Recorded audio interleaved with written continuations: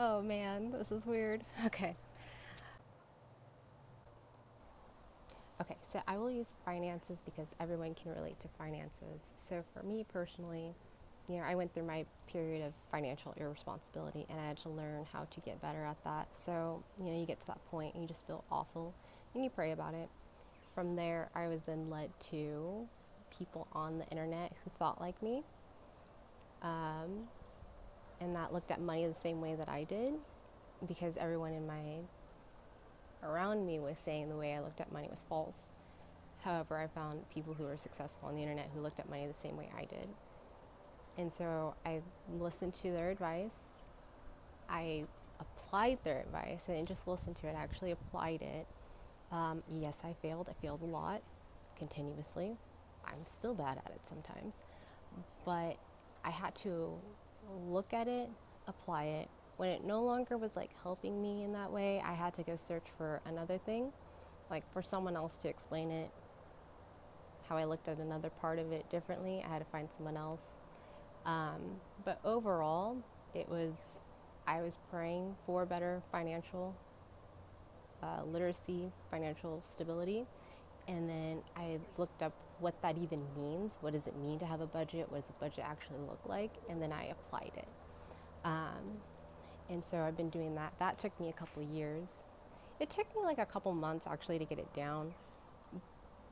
But I've been doing it for several years to the point where it's automated for me. I mess up a lot still, but I don't beat myself up the way I used to when I was first starting out. And it's put me in a spot where when I'm not looking at it and I go back and I'm like, holy, where did all this money come from? Because it's just how I've budgeted everything out. And so when you're praying for something, be walking in that direction anyways, so that you will see what you need to in order to get to where you need to go. So I was praying for financial stability because I wanted to, one, be an adult and be responsible, and two, get out of the situation where I was, that I had to research. I found people who thought like me. God had to bring that to me. That's what he wanted me to see. And then I utilized that until it no longer was working for me.